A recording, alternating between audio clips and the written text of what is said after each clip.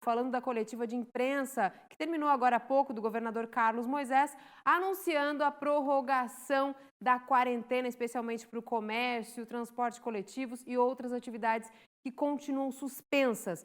Já deixa eu incluir a Grazi nessa conversa, Graziane Bialy, que está acompanhando desde o início, né, os anúncios do governador Carlos Moisés, para a gente começar a falar disso, né, Grazi? Então já tem data para retomada, mas não vai ser amanhã. Pelo menos uma expectativa, né, Grazi? Boa noite. Boa noite, Cibele. Boa noite a todos. É verdade, então, temos a prorrogação aí por mais 5 dias desse decreto, então a previsão é de que comecem as liberações, a flexibilização aí, né, das atividades econômicas a partir aí, ó, do dia 13 de abril, que é a próxima segunda-feira. Nesse meio tempo temos um feriado, né, sexta-feira, então até lá seguimos com as atividades de transporte coletivo e comércio ainda suspensas, sim, Cibele. E o governador, né, já vinha com esse tom de que a quarentena deveria ser estendida e não garantiu nada, né, Grazi? Mas ele disse que a expectativa é para seguir flexibilizando a partir então do dia 13. Mas para amanhã, alguma liberação? Sim, então para amanhã ele já anunciou então uma nova medida.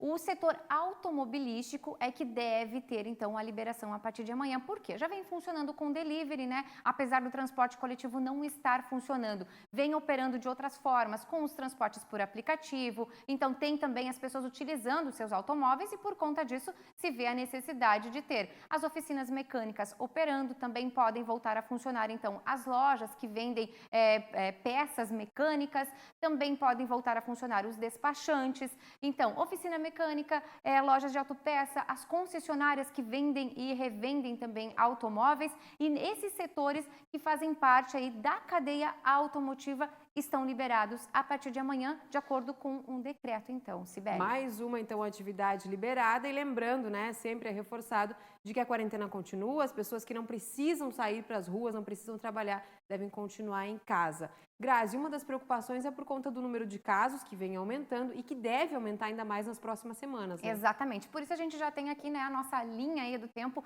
esse gráfico que a gente vem mostrando. De ontem para hoje, então, foram mais 30 casos. Santa Catarina chega aos 457 casos confirmados. Lembrando, né, Cibele, que esses são aqueles casos que passam por testes, ou seja, as pessoas estão indo até a unidade de saúde e são testadas. Temos casos ainda aguardando pelas confirmações e outros casos assintomáticos que a gente acaba perdendo um pouco o controle. A princípio, 457 casos, e aí também a gente já tem 15 óbitos, como você já falou, né? Então são 15 óbitos, 457 casos confirmados e temos também alguns pacientes em UTI, que são 49 pacientes. Vamos dar uma olhadinha, pode voltar o telão ali, Cris, para a gente mostrar as cidades, como é que está. Olha só, em Florianópolis já são 114 pessoas, né, confirmadas.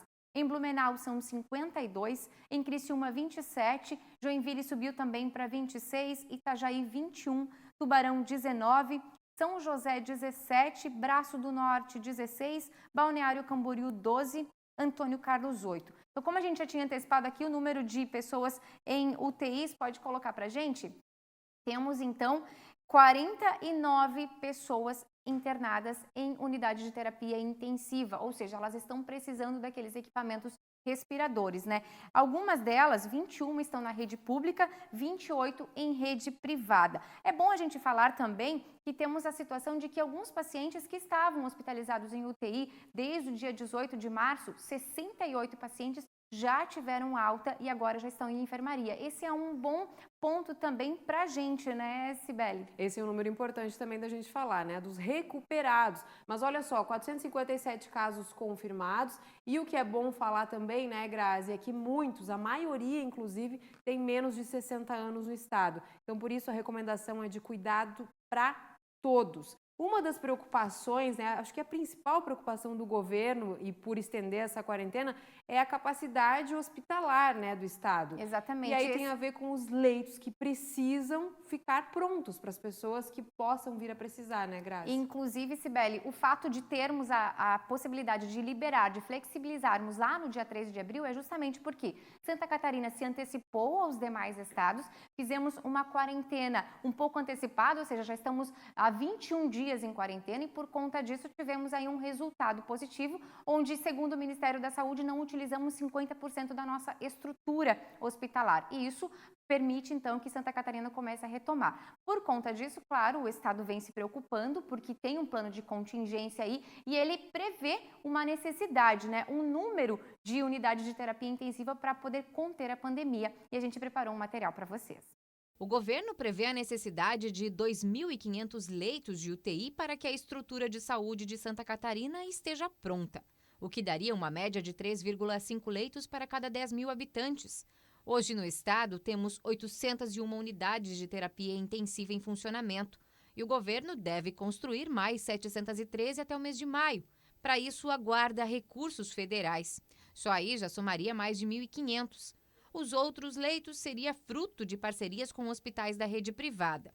No último final de semana, o estado recebeu equipamentos para 20 novos leitos. Pois é, então, Cibele, a gente espera, claro, que venha essa ajuda do governo federal o mais rápido possível para que a gente, então, tenha esse número aí completo e possamos, com certeza, combater aí esse coronavírus, né, com mais segurança. Com certeza. Obrigada, Grazi. Graziane Bialy acompanhando, né, a coletiva de imprensa, acompanhando todas as notícias a respeito do coronavírus. Sabemos que as UTIs instaladas têm tudo a ver também com a liberação, né, a flexibilização da quarentena. Porque se estiver os leitos, estiver tudo funcionando como o Estado precisa, mais fácil as coisas vão começar a funcionar. Obrigada, É verdade, Grazi. obrigada também, Cibele.